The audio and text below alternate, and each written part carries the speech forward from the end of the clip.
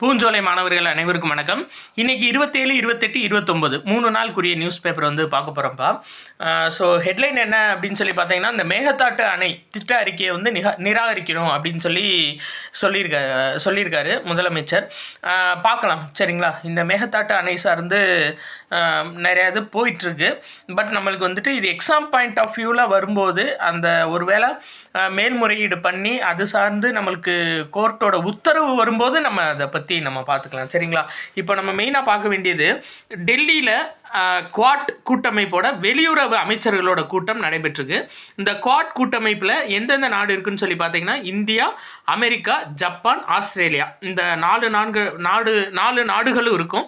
மெயினாக இந்த ஆசிய பசிபிக் பிராந்திய ஒப்பந்தம் சார்ந்து இந்த அமைப்பு இருக்கும் சரிங்களா. குவாட் அமைப்பு நல்லா பார்த்துக்கோங்கப்பா. இந்தியா, அமெரிக்கா, ஜப்பான், ஆஸ்திரேலியா, இந்த நாடுகளோட கூட்டமைப்பு தான் குவாட் கூட்டமைப்பு சரிங்களா. ரைட், அடுத்தது பார்க்கலாம். தமிழ்நாடு சார்ந்த நியூஸ் ரொம்ப கம்மி தான், திட்டங்கள்னு எதுவும் இன்ன வரையும் வரலை, அதனால் பார்க்கலாம்.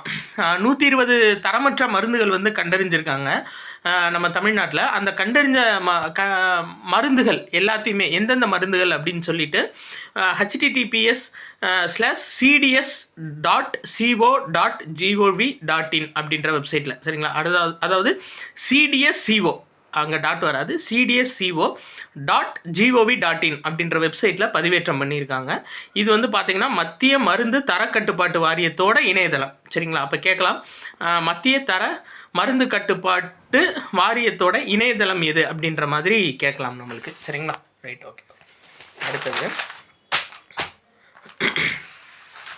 அதான் அந்த குவாட் அமைப்பு சார்ந்து கொடுத்துருக்காங்க. இதில் நம்ம மெயினாக பார்க்க வேண்டியது என்னென்னா, இந்த ஃபிஜி துறைமுக மேம்பாட்டு திட்டம். ஆக்சுவலாக இந்த இந்தோ பசிபிக் பிராந்தியத்தில் 60% கடல்சார் வணிகம் நடைபெறுகிறது அப்படின்னு சொல்லியிருக்காங்க. அதாவது உலக அளவில் 60% கடல்சார் வணிகம். மெயினாக நான் சொன்னேன் பார்த்தீங்களா, அந்த 4 நாடுகள் இந்தியா, ஆஸ்திரேலியா, அமெரிக்கா, ஜப்பான். இந்த பார்த்தோம்லப்பா, அதாவது மாற்றி சொல்லிடக்கூடாது, அதனால் கொஞ்சம் தெளிவாக பார்த்துருவோம். இந்த இருக்குது பார்த்தீங்களா, India, America, Japan, Australia. Correct, India, America, Japan, Australia. அந்த 4 நாடுகள் வழியாக தான் உலக அளவில் 60% கடல்சார் வணிகம் நடைபெறுது சரிங்களா. அதனால் இந்த இடத்துல வந்துட்டு பார்த்தீங்க அப்படின்னா சரியான துறைமுக கட்டமைப்புகள் இதெல்லாம் இல்லை. மெயினாக வரக்கூடிய கப்பல்களை வந்து இடையில நின்றுச்சு, இல்லை தொழில்நுட்ப கோளாறு ஏற்பட்டுச்சுனாலும் அதை சரி செய்கிறதுக்காகவோ, இல்லை இந்த உணவுப் பொருள்களான தேவை கப்பல்களுக்கு கொடுக்கறதுக்காகவோ சரியான கட்டமைப்பு கிடையாது. அதனால் இந்த குவாட் நாடுகள் எல்லாம் இணைந்து ஃபிஜி நாட்டில் ஒரு துறைமுகத்தை நவீனமயமாக்க போகிறாங்க. ஸோ இதை ஞாபகிச்சுக்கோங்க. இந்த நாடுகள் எல்லாம் ஒன்றிணைஞ்சு முதல் துறைமுக உள்கட்டமைப்பு திட்டம் கொண்டு வர்றாங்க அப்படின்னா அது இந்த ஃபிஜி நாட்டில் தான் சரிங்களா. அப்போ குவாட் அமைப்பு எந்த நாட்டில் வந்து துறைமுக கட்டமைப்பு மேம்பாட்டு திட்டத்தை கொண்டு வந்திருக்காங்க அப்படின்னு சொல்லி பார்த்தீங்கன்னா ஃபிஜி நாட்டில். ஓகேப்பா, ரைட். அடுத்தது பார்க்கலாம். இந்தியா கனடா இடையே ஒப்பந்த பேச்சு அப்படின்னு சொல்லி கொடுத்துருக்காங்க. இங்கே பாருங்கள், அதாவது கனடா தலைநகர் ஒட்டாவாவில் நடந்திருக்கு சரிங்களா. அப்போ இது கேட்கலாம், கனடாவோட தலைநகர் எதுன்னு கேட்கலாம், ஒட்டாவா சரிங்களா. அங்கே பிரதமர் மார்க் கார்னி, கனடாவோட பிரதமர் மார்க் கார்னி. இந்த இன்ஃபர்மேஷன் எடுத்துக்கோங்க.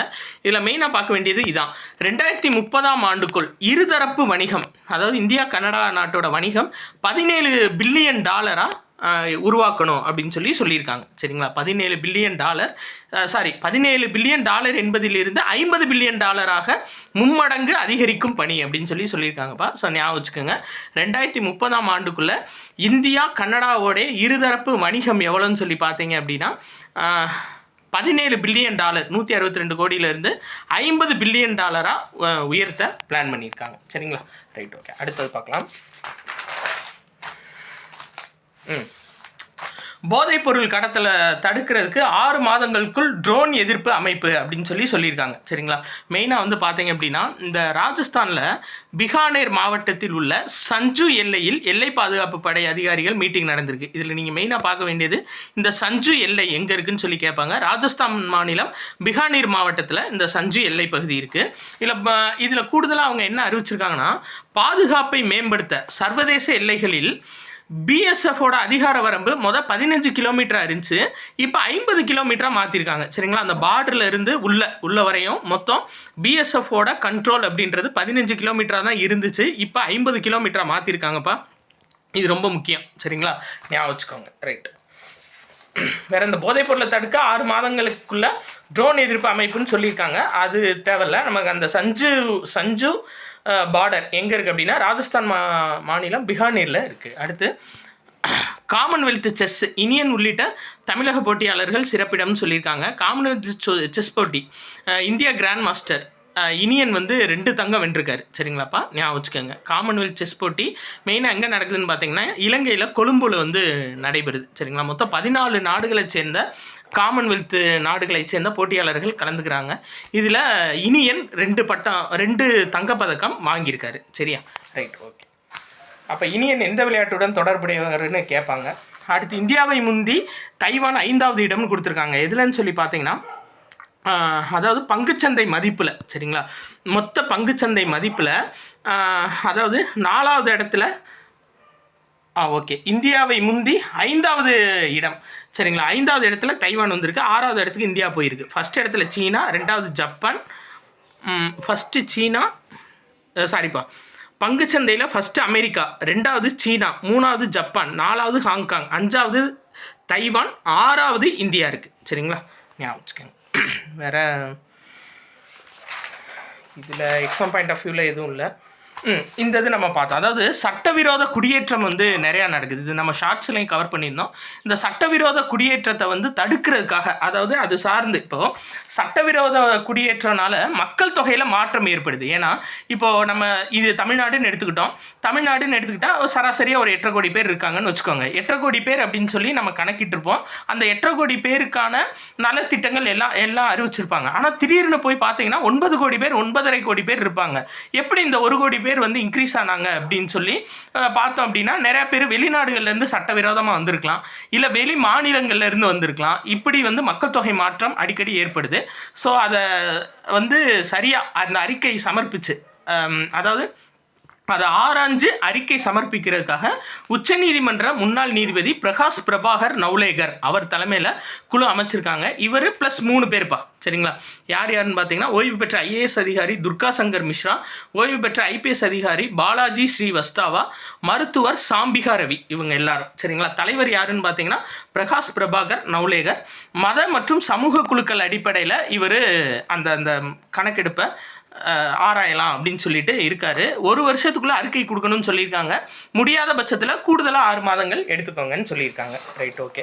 அடுத்து 28ஆம் தேதி நியூஸ் பேப்பர்னு எடுத்துக்கிட்டீங்க அப்படின்னா இதில் நியூஸ் ரொம்ப கம்மி தான். 27 அதாவது 28, 29 நியூஸ் ரொம்ப ரொம்ப கம்மிப்பா. இந்த பாருங்கள், பொது விநியோக திட்டம். இது பாருங்கள், சார்தக் PDS அப்படின்ற திட்டம்ப்பா. அதாவது இந்த சார்தக் PDS அப்படின்றது என்னன்னு சொல்லி பார்த்தீங்கன்னா நம்ம ரேஷன் கடைகள் இருக்குது பார்த்தீங்களா, பப்ளிக் டிஸ்ட்ரிபியூஷன் சிஸ்டம். இதில் ஃபுல் அண்ட் ஃபுல் டெக்னாலஜியை இம்போஸ் பண்ணுறது தான் இதோட முக்கிய நோக்கம். எவ்வளவு அரிசி மூடை வருது, எவ்வளவு கொடுத்துருக்காங்க, இன்னும் ஒவ்வொரு மாநிலத்துக்கும் மத்திய அரசுகிட்ட இருந்து எவ்வளவு தேவைப்படுது, இது எல்லாத்தையுமே டெக்னாலஜிக்குள்ளே கொண்டு வர்றது பேர் தான் இந்த சார்தக் PDS அப்படின்ற ஒருங்கிணைந்த திட்டம். சரிங்களா, சார்தக் பப்ளிக் டிஸ்ட்ரிபியூஷன் சிஸ்டம். இது கேட்கலாம். சரிங்களா, அதாவது பொது விநியோக திட்டத்தில் இயந்திரம் மற்றும் தொழில்நுட்ப பயன்பாட்டுடன் ரேஷன் பொருள் போக்குவரத்து மற்றும் வருமானத்தை கையாள்வதற்கான உதவி திட்டம். மெயினாக டெக்னாலஜி ப்ளஸ் இண்டஸ்ட்ரியலைசேஷன், இயந்திரமாக்குறது எதில் அப்படின்னா பொது விநியோக திட்டத்தில். சரிங்களா, இது அதோட முக்கிய நோக்கம், சார்தக் PDS. ஓகேங்களா, ரைட்டுப்பா. அடுத்து தமிழகத்தை சேர்ந்த மோகனா அப்படின்றவங்களுக்கு உச்சநீதிமன்ற நீதிபதியாக கொலிஜியம் பரிந்துரை பண்ணியிருக்காங்க. பட் இவங்க நேமை மட்டும் ஞாபகம் வச்சுக்கோங்க, மோகனான்னு சொல்லிட்டு. இவங்க அடுத்து உச்சநீதிமன்ற நீதிபதி ஆனதுக்கப்புறம் நம்ம இதை பார்த்துக்கலாம். சரிங்களாப்பா, இந்த ஃபுல் இன்ஃபர்மேஷன் நம்ம பார்த்துக்கலாம். இப்போதைக்கு இவங்க பேரை மட்டும் நீங்கள் பேசிக்காக ஞாபகம் வச்சுக்கோங்க. 2வது தடவை கேட்கும்போது உங்களுக்கு மைண்டில் நின்றோம். அடுத்து துப்பாக்கி சுடுதல்.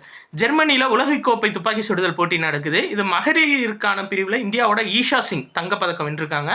அப்போ இந்த ஈஷா சிங் எந்த விளையாட்டுடன் தொடர்புடையவங்க அப்படின்னு சொல்லி கேட்கலாம். அவங்க துப்பாக்கி சுடுதல். அதே மாதிரி பல்கேரியாவோட அது தேவையில்ல, இது மட்டும் முக்கியம். சரிங்களா, இதை மட்டும் பேசிக்காக பார்த்துக்கோங்க. யாருன்னா ஈஷா சிங், அவங்க துப்பாக்கி சுடுதல் விளையாட்டோட தொடர்புடையவங்க. வேறு எதுவும் நியூஸ் இல்லை. அடுத்து 29 நியூஸ் ரொம்ப ரொம்ப கம்மிப்பா.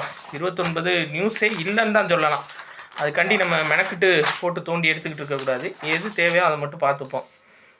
இங்கே பாருங்களேன், இதில் ஃபுல் அண்ட் ஃபுல் நியூஸே இல்லை. உங்களுக்கு பார்த்தீங்கன்னாவே தெரியும். வேணால் பாஸ் பண்ணி கூட பாருங்கள். இல்லை நியூஸ் எதுவுமே இல்லை. வேறு இந்த திட்டம் பார்த்துக்கணும், பிரகதி திட்டம்ப்பா. சரிங்களா? இந்த பிரகதி திட்டம் அப்படின்னு எதை சொல்கிறாங்கன்னா, மத்திய மாநில அரசுகள் இவங்க 2 பேரும் ஒரு திட்டம், இப்போ ஒரு திட்டம் அறிவிக்கிறாங்க. இந்த திட்டம் வந்து மத்திய மாநில அரசுகள் கூட்டாக சேர்ந்தா தான் அந்த திட்டம் வந்து முடிக்க முடியும். சரிங்களா? அப்போது 2 மத்திய மாநில அரசுகள் ஒருங்கிணைந்து ஒரு திட்டத்தை வந்து சரியான நேரத்தில் முடிக்கிறதுக்கான ஒரு திட்டத்தின் பெயர் தான் என்ன அப்படின்னு சொல்லி பார்த்தீங்கன்னா பிரகதி. ஞாபகம் வச்சுக்கோங்க.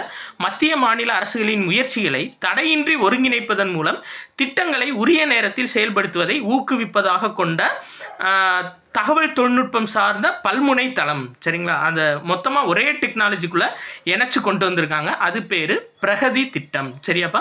இது ரொம்ப முக்கியமான ஒரு இன்ஃபர்மேஷன், பார்த்துக்கோங்க. வேற இந்த திட்டத்தின் மூலியமாக இப்போ ஃபஸ்ட்டு வந்து 9 மாநிலங்களில் 30,000 கோடி மதிப்பில் 7 முக்கிய உள்கட்டமைப்பு மற்றும் வளர்ச்சி திட்டங்கள் கொண்டு வர போகிறாங்க. ஸோ அந்த பிரகதி வெப்சைட்டை ஞாபகம் வச்சுக்கோங்க. மத்திய மாநில அரசை ஒருங்கிணைச்சு ஒரே ஃப்ரேம்குள்ளே கொண்டு வர்றது. ஓகேப்பா, ரைட்டு. வேறு அவ்வளோதான். இதில் வந்து நியூஸுன்றது அவ்வளோதான்ப்பா. இதில் வேறு எந்த நியூஸ் இல்லை. இங்கே பார்த்தீங்கன்னாவே உங்களுக்கு தெரியும். இது ரொம்ப முக்கியமானது என்னென்னா, இந்திய இராணுவ வீரர்களோட குடும்பத்துக்கு வேலை தரக்கூடிய ஒப்பந்தத்தை ஏர் இந்தியா நிறுவனம் ஏற்றிருக்காங்க. அதாவது போரில் உயிரிழந்த இராணுவ வீரர்களின் மனைவிகள் குழந்தைகளுக்கு வேலை வாய்ப்பு வழங்குவதற்கான புரிந்துணர்வு ஒப்பந்தம் யார் போட்டிருக்காங்கன்னா, இந்திய இராணுவத்துடன் டாடா குழுமம் போட்டிருக்காங்க. இதில் வந்து 20 உயிரிழந்த இராணுவ வீரர்களோட மனைவிகளுக்கும் அவங்களோட குடும்பங்களை சேர்ந்த 40 குழந்தைகளுக்கும் இப்போ வேலை கொடுத்துருக்காங்க. சரிங்களா? அப்போ அது கேட்கலாம். உயிரிழந்த இராணுவ வீரர் குடும்பம் ப்ளஸ் அவங்களோட குழந்தைகளுக்கு வேலைவாய்ப்பு தர்றதுக்காக எந்த நிறுவனத்துடன் ஒப்பந்தம் போட்டிருக்காங்க அப்படின்னா, ஏர் இந்தியா நிறுவனத்தோட இந்திய இராணுவம் ஒப்பந்தம் இட்டிருக்காங்க. சரிங்களாப்பா? ஸோ அவ்வளோதான். 3 நாள் நியூஸ் பேப்பர் கம்ப்ளீட் ஆயிடுச்சுப்பா. நன்றி.